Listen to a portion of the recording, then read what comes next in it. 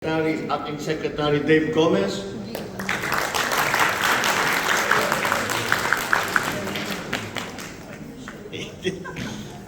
Nagugulat lang po ako kasi itong susunod na ipapakilala ko sa inyo.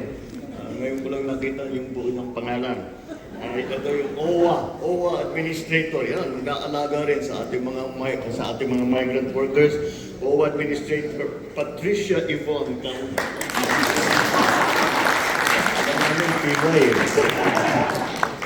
Philippine Ambassador to the Republic of Korea, Bernadette Therese Fernandez.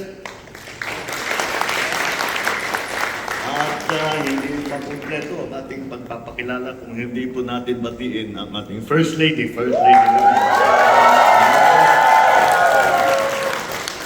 Lahat po ng iba't ibang aking mga kasamahan na nagseservisyo sa pamahalaan ng Pilipinas. At ang pinakamahalaga na bisita natin dito, ang ating mga minamahal na kababayan. Yes! Magandang gabi po sa inyo lahat. Kinalulugod ko pong makasama kayong lahat dito sa Busan ngayong gabi. Alam ko po na marami sa inyo ay galing pa sa iba't ibang parte ng Korea. Kasama ang inyong mga pamilya, mga bata, kapatid, mga magulang. Meron pa sa inyo nagtakbay ng kalahating araw gamit ang shuttle bus mula sa Seoul. Yes! Mukhang hindi kayo masyadong napagod at mukhang masingot tayo. Meron pa raw nag-drive. Meron pa raw nag-drive galing sa Daeju at Ulsan. At iba pa naman, lumipad na galing sa Jeju Island. Sa pagkakalam ko, maraming sumakay ng train to Busan. Kaya una sa lahat, maraming salamat sa oras at sa pagmamahal ninyo sa ating inamahal. Dahil kahit naman malayo kayo, ramdam namin sa Pilipinas ang inyong suporta, ang inyong malasakit. Nandito ako ngayon sa Republic of Korea, dahil nga sa APEC Economic Leaders Meeting. Napakahalaga po itong meeting na ito dahil hindi lamang ito para sa Pilipinas, kundi para sa buong Southeast Asia at ngayon yung ating itinatawag na Indo-Pacific region. Dito nagkakaisa ang mga bansa sa rehiyon para pag-usapan kung paano natin mapapalakas ang ating mga ekonomiya. Mas mapapabilis ang palitan ng produkto at serbisyo at masisiguro na ang bawat mamayan, lalo na ang ordinaryong Pilipino na negosyo, sila ay kasama sa ating pag-uunlad. Para sa Pilipinas, malaking tulong ang APEC. Pinag-usapan sa APEC kung paano mapadali ang pagpapasok sa negosyo. Mas maraming negosyo, mas maraming trabaho. Mas maraming trabaho, maraming oportunidad at mas matibay na ekonomiya para sa ating mga pamilya. Mahalaga din ang APEC sa education and skills exchange. Dahil sa mga partnership sa ilalim ng APEC, mas maraming kabataan ay may access ngayon sa training at sa scholarship opportunity, lalo sa digital skills, science at technology. Alam niyo po, dahil sa bilis ng takbo ng progreso ng teknolohiya, lahat po ng ating mga manggagawa ay kailangan madalas ng training dahil 6 na buwan, nagbago na yung teknolohiya. Wala pang isang taon, nagbago na nun, kailangan mag-aral ulit. Kaya ito po ay malaking pagkakataon para sa ating mga Pilipinong manggagawa na mabigyan ng magandang training na bagay doon sa mga hinahanap na skill set ng ating mga employer. Kaya napakahalaga po para sa atin yan. Dahil ang lagi ko nung sinasabi, kami pagka pinag-usapan namin ng ekonomiya, basta para sa amin, ang pinakamalaking asset talaga ng Pilipinas ay ang ating mga manggagawa. The Filipino worker is as good a worker as you will find anywhere in the world. Yes! Yes, yo!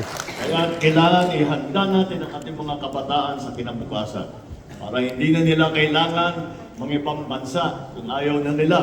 Ang sinasabi po natin, pagka naayos po natin at magpagandahin natin ang mabuti ang Pilipinas, traveling abroad, working abroad will be a choice.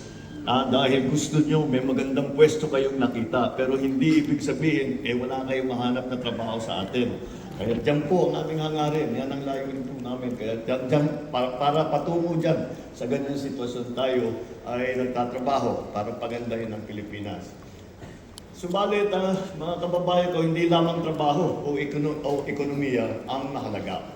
Kaya gusto kong makita at makausap kayo dito sa Korea dahil gusto kong iparating ang pasasalamat ng buong bansa natin sa inyong sakripisyo, sa disiplina ninyo, sa trabaho na ginagawa ninyo, at sa kabutihan na inyong ipinapakita sa mga Koreano. My fellow Filipinos, I want to assure you, hindi kayo namin nakakalimutan.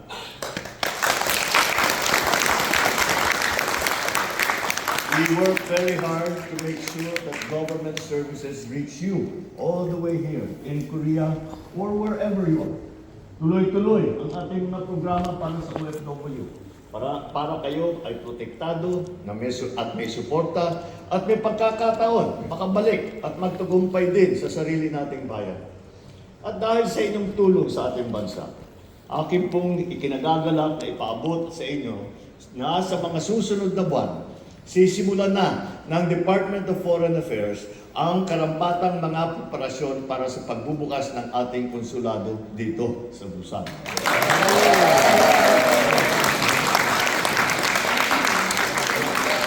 Sa madaling sabi, sa susunod na taon ay may magbubukas na Philippine Consulate General dito.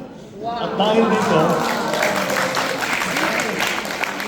dito, magiging dalawa na po ang opisina ng Pilipinas dito sa Korea. Yung embahada natin sa Seoul, at ngayon, yung bubuksan natin konsulado dito sa Busan.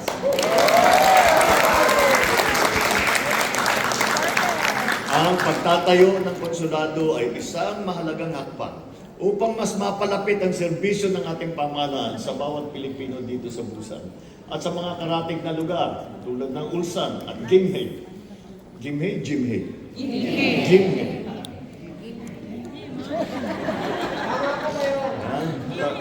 Hindi pa namin nakikita sa patak yung ganun ngayon, kaya hindi ko alam yung pronunciation. Soon, you will no longer need to travel all the way to Seoul to renew your passport, to submit civil registry documents, and to legalize your documents for use in the Philippines. Isa pang magandang balita, ang pagbubukas ng SSS office natin dito sa Philippine Embassy sa Ron! Papadali na po ang pag-aasikaso ng mga benepisyo at serbisyo mula sa SSS tulad ng membership, contributions, mga claim na hindi na kailangan umuwi pa sa Pilipinas. In the coming days, while participating in the APEC Economic Leaders Meeting in Gwangju, I will push for initiatives that directly impact the daily lives of our people. Support micro, small, and medium enterprises, yung ating tinatawag na MSMEs. Dahil po, halos sa 99% po ng negosyo, lalo na sa Pilipinas, ay MSME. Kaya kailangan po natin alagaan ang mga nagpapatayo ng maliliit na negosyo. At para naman sila ay mapalago, hindi naman sila naiiwanan sa mga oportunidad na nandiyan, basta't maipalaman natin sa kanila. We will include digital trade opportunities, food and energy security, create sustainable jobs for our workers both at home and abroad. These are not abstract goals na mga naiintindihan lamang ng mga ekonomista, mga profesor. Ito ay mga praktikal na ating maaring gawin upang pagandahin ang ating ekonomiya, to make it more inclusive and to make it more resilient. Alam niyo po, isa sa pinakamalaking issue sa panahon ngayon, lalo na sa Pilipinas, ay yung climate change. At marami talaga, kasi sigurado ko na papalitaan ninyo, ay dinadaan, na madalas tayong daanan ngayon ng malalakas na bagyo, ay nalindol pa tayo nung nakarang ilang linggo. Kaya ito po ay kailangan natin makipag-ugnayan sa iba't ibang bansa. Dahil po, kahit anong gagawin ng Pilipinas, kung nag-iisa lang ng Pilipinas, hindi po gaganda ang sitwasyon. Kailangan po magsama-sama lahat. It is the first, I always describe climate change as the first truly global problem. And the reason I call it that is every single citizen of the world is affected by climate change. And furthermore, the only solution to climate change is for every single citizen of the world also to contribute. So I will be meeting with business leaders and partner governments to promote greater investment in Philippine industries such as technology, agriculture, renewable energy. Every collaboration we make means more livelihood, more learning, more hope for Filipino families.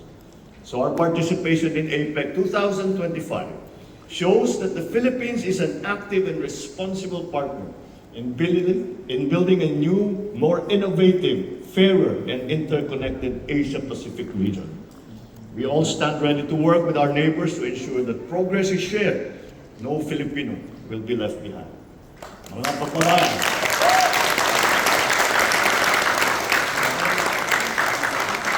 Mga kababayan, kayo ang inspirasyon ng bawat Pilipino. Dahil sa sipag ninyo, sa tapang ninyo, sa pagmamahal ninyo sa pamilya at sa ating bayan, wala na po kayong katulad. Kaya mula sa puso ko, maraming salamat sa inyo.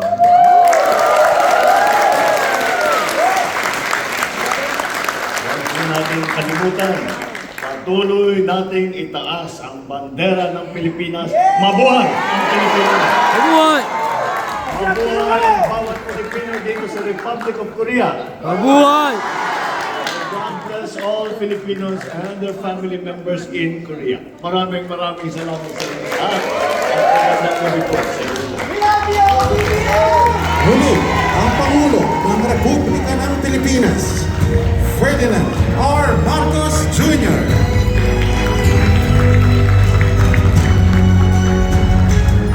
Mga kababayan, sa puntong ito, iwagayway ang inyong bandila at sabay-sabay nating awitin ang Ako ay Pilipino.